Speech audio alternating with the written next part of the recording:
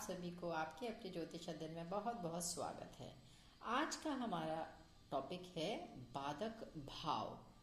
हम कुंडली से कैसे जाने कि बाधक भाव कौन सा होता है और फिर वहाँ पे कौन सा प्लैनेट होगा। आज हम इसके बारे में बात करेंगे। जैसे फॉर एग्जाम्पल पहली चीज़ तो ये कि बाधक जो होते हैं, बाधक का काम है क्या और किस भाव में बैठते हैं, तो ये हमको प्रॉब्लम देते हैं। जैसे हमारी राशियां हैं, पहली चीज चर राशियां होती हैं कुछ 1, 4, 7, 10। ये चार जो राशियां हैं वो चर राशियां होती हैं और इसे हम लग्न के थ्रू जानेंगे। जैसे कि कहीं भी 1, 4, 7, 10 आप इसी नंबर को लग्न बनाएंगे और यहाँ से जब आप देखेंगे या फिर किसी का भी 1, 4, 7, 10 ये लग्न है, सपोज ये मान के चलिए, आपको क्लियर हो जाएगा। अगर किसी का भी इनमें से कोई लग्न बनता है यानी फर्स्ट हाउस में कोई भी नंबर की राशि है तो आप सीधे आप अपना 11th भाव देखेंगे। जहां 11th भाव है वहां पर जो भाव होगा ये आपका बाधक स्थान कहलाता है। ये आपको आपके कर्म में आपकी प्रॉब्लम्स देगा, आपको हर्डल क्रिएट करेगा और हमेशा बाधक रहेगा। लेकिन कभी कभी आपको ये भी देखना होता है कि बाधक की हमेशा बाधक नहीं कहेंगे, और भी सारी कंडीशंस होती हैं। लेकिन एक सिंपल हम जान जाते हैं कि चर लग्न के लिए 1, 4, 7, 10 में 11th भाव हमारा जो होता है, एकादश भाव कहते हैं इसे, ये बाधक होता है, बाधक स्थान है। फिर आता है स्थिर लग्न। जिनकी स्थिर लग्न है, जैसे कौन कौन सी 2, 5, 8, 11, जैसे वृष, सिंह, वृश्चिक और कुंभ। अगर ये लग्न हैं तो आपका नवम भाव यानी 9th हाउस जो आपका भाग्य का होता है, तो ये वहां पर बाधक स्थान है इन लग्नों के लिए। फिर आता है तीसरा द्विस्वभाव लग्न। द्विस्वभाव लग्न क्या होती हैं? 3, 6, 9, 12। ये जो है मिथुन, कन्या, धनु और मीन, ये जो राशियां हैं जो लग्न बनती हैं, इनमें हमारा जो बाधक भाव होता है वो होता है 7th भाव, 7वां स्थान। लग्न से 7वां स्थान ये बाधक स्थान होता है। इन भावों के स्वामी बाधक पति कहलाते हैं, यानी बाधकेश भी कहलाते हैं, बाधा देने वाले यानी बाधकेश के नाम से भी जाने जाते हैं। किसी भी भाव से ये स्थान बाधक स्थान या अवरोध भाव कहला सकता है। यह रुकावटें, अवरोध, शोक, विपत्तियां लाता है और हानिकारक होता है। जैसे वृष, सिंह, कुंभ लग्न के लिए, जो कि आपकी क्या है, स्थिर लग्न है क्रमशः, तो यहाँ योग कारक शनि, मंगल, शुक्र और बाधकेश के रूप में भी कार्य करते हैं। तो ये सब बाधकेश के रूप में भी कार्य करते हैं। ये देखा गया है कि यदि खरेश यानी 22वें देशकान का स्वामी या मंदी का राशि शेष, जो राशि का स्वामी होता है, वो बाधक स्थान में अगर बैठा हो तो केवल ऐसी स्थिति में ही हम कह सकते हैं कि ये बाधक स्थान का स्वामी है। तो इसका स्वामी होने की वजह से ये हमको बाधक व बाधकेश के रूप में कार्य करेगा और हमारी चीज़ों में बाधा क्रिएट करेगा। ये बात बहुत ध्यान रखनी चाहिए। केवल हम यही नहीं जाने कि जो हम चर राशियां 1, 4, 7, 10 में 11th हाउस है, जैसे 2, 5, 8, 11 राशियों के लिए नवम भाव और 3, 6, 9, 12 के लिए 7वां भाव है। हमने देखा कि यहाँ कौन सी राशि है, तो ये आपकी बाधकेश होगी। लेकिन इनमें हमको 22वां देशकांड का स्वामी और मंदी भी देखनी होती है, तब ये वहां पर भी अगर बाधक दे रहे हैं, बाधकेश है, तभी हम उसको बाधकेश के रूप में पूर्ण रूप से मानते हैं। और 64वां एक नवांश भी होता है, ये अगली उसमें सिखाया जाएगा तो उसमें बताऊंगी। तो यहाँ पर वो चीज़ों को भी इसमें इंक्लूड करके तब हम बाधक को पूरी तरह से निकालते हैं। जैसे कि 3, 6, 10वां और 11वां, 5वां, 9वां भाव, ये जो भाव बताए गए हैं, इनमें अगर कोई बैठा है बाधकेश तो प्रभावहीन हो जाता है, वो प्रभाव नहीं दिखाता, यह अपना कोई नेगेटिव प्रभाव नहीं डाल पाता है।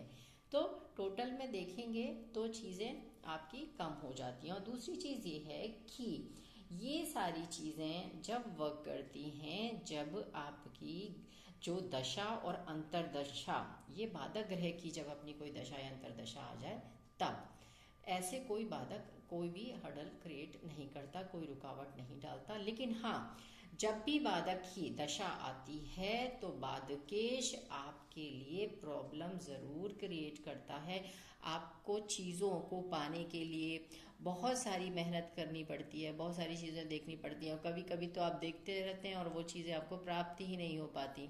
तो बाधक यहाँ पर हमको हमेशा कुंडली में देख लेना चाहिए। और यहाँ पे मैंने आपको चार्ट बनाया, चर राशि के लिए चार्ट बनाया, जैसे आपको जिन लोगों को समझना है तो वहाँ पे इस ब्लैक बोर्ड पे मैंने एक चार्ट बनाया, 1 4 7 के लिए जो सर्कल किया है 11th भाव में, वो आपका एक तो बाधक स्थान हो गया। स्थिर लग्न के लिए बनाया 2 5 8 11 के लिए मैंने सर्कल किया है 9 नंबर, यानी भाग्य भाव में एक सर्कल है, तो वो स्थिर लग्न के लिए बाधकेश है। और द्वितीय भाव में 7th हाउस में। तो आप ये वहाँ इस वाले चार्ट से, ये जो ब्लैक बोर्ड में बनाया है, इससे आप बहुत अच्छे से क्लियर समझ सकते हैं कि कौन से भाव की बात की जा रही है। तो आप वहाँ देखें, बाधक सदैव बाधक नहीं होते। पहली चीज़ विशेष ये कहा जाता है कि जैसे फॉर एग्जाम्पल व्यक्ति के जीवन में जब बाधक रहेगी, दशा आएगी, तभी बाधक होगा, ये जो कि मैंने अभी आपको बता ही दिया है। तो व्यक्ति विशेष की कुंडली में बाधक ग्रह अशुभ भावों के साथ जब मिल जाते हैं तब ज़्यादा अशुभ हो जाते हैं। यदि बाधक ग्रह जब जन्म कुंडली के शुभ ग्रहों के साथ मिल जाते हैं तो उनकी शुभता में जो भी है वो थोड़ी सी कमी भी हो जाती है। तो बाधक ग्रह सबसे ज़्यादा अशुभ तब होते हैं जब वे दूसरे भाव या सप्तम भाव, अष्टम भाव के स्वामियों के साथ स्थित हों। ये बात का बहुत विशेष ध्यान रखना है, क्योंकि ये जो भाव होते हैं वो मार्केश भी हो जाते हैं, 2nd और 7th हाउस। फिर आपका अष्टम भाव तो वैसे ही खराब होता है, जब इनके स्वामियों के साथ अगर वो मिल जाए या उनके साथ कोई कहीं ना कहीं से कोई कनेक्टिविटी होगी, तो ये बाधक आपके लिए बहुत स्ट्रांगली वर्क करते हैं। तो आपको हमेशा बाधक को इस तरह से जानना चाहिए। और खासकर कहा जाता है कि एकादश भाव को जन्म कुंडली का लाभ स्थान भी कहा गया है, जैसे कि चर लग्न के लिए होता है। तो कुंडली के नवम भाव को भाग्य स्थान भी कहा जाता है। जन्म कुंडली के सप्तम भाव से हर तरह की साझेदारी देखी जाती है, जीवन साथी का आंकलन किया जाता है।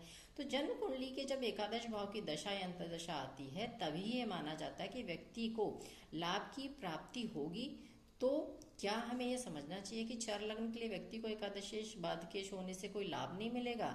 ऐसा नहीं होता। हाँ, ये है कि वो कहीं नेगेटिव भाव से कनेक्ट होगा तो ये स्थिति हो सकती है, अदरवाइज इसमें नहीं होती।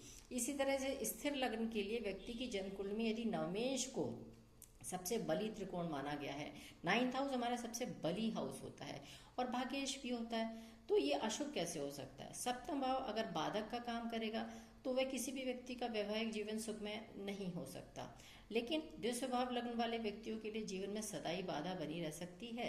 हाँ, ये कुछ हद तक होता है, लेकिन हम जब देखें जब 22वें या 64वें नवांश या फिर मार्केश का कहीं कोई कनेक्टिविटी और उसकी दशा होती है तब, अदरवाइज हम इनको बहुत हद तक ये कह सकते हैं हाँ प्लैनेट होता है, लेकिन इतना नेगेटिव असर नहीं देता। बाधक ग्रह के विषय में हमें आंख बंद करके कोई भी कुंडली का निरीक्षण नहीं करना चाहिए। कुंडली का निरीक्षण करने के लिए हाँ ये ज़रूर है कि अगर वो कहीं और भी चीज़ों की नेगेटिविटी में, क्योंकि कुंडली को जब हम देखते हैं तो एक नज़र से नहीं देख के हम सारी चीज़ें, और भी टोटल में कि लग्न क्या है, दशा क्या है, वहाँ बैठा प्लैनेट कितना, कोई शुभ प्लैनेट बैठा है, नेगेटिव प्लैनेट बैठा है, कौन से हाउस की दशा चल रही है, ये सारी चीज़ों को हम पूरा देखने के बाद ही इस चीज़ पे पहुंचते हैं कि ये हमें किस तरह के फल देगा। तो हर लग्न के लिए विभिन्न विभिन्न भावों के स्वामी बाधक होते हैं, जो कि ऊपर बताया है। इसमें सभी तरह 12 राशियों के स्वभाव के आधार पर भी बाधक ग्रह का निर्णय किया जाता है। हम बाधकेश की जो भी ये चीज़ें बताई गई हैं, जीवन में जो बाधाएं पहुंचाने के काम करते हैं, उसमें पूरी तरह से हम ये कह सकते हैं कि बाधा तो उत्पन्न होगी, लेकिन दशा के हिसाब से बाकी कोई ये आपको हार्म नहीं पहुंचाते हैं, ये अक्सर देखा गया है। तो आई थिंक आपको बाधक ग्रह के बारे में, जैसे कि अगर मेष लग्न की कुंडली है जो कि एक चार्ट भी बना होता है, उसमें 11 नंबर की राशि, वहाँ पे शनि की राशि आ जाती है। तो जब हम उस राशि को देखते हैं, वहाँ का प्लैनेट ये अगर दशा आई, सपोज शनि की दशा आएगी, तो वो शनि कहाँ बैठे हैं, जिस भाव में बैठे हैं, और वो उस भाव में कहीं किसी जुपिटर की, किसी अच्छे प्लैनेट की शुभ दृष्टि है, तो वो नेगेटिव नहीं करेंगे। जब तक कि 22वां दृष्टिकोण एक्टिव ना हो, 64वां नवांश एक्टिव ना हो, तो कोई हार्म नहीं होता। तो इस तरह से आपको बाधक को जानना चाहिए कि बाधक है कौन से, आपको पता होना चाहिए कि कुंडली से आप कैसे जानें। आई थिंक आपको ये बाधक के ग्रहों के बारे में बहुत अच्छे से समझ आया होगा। I hope. Thank you so much.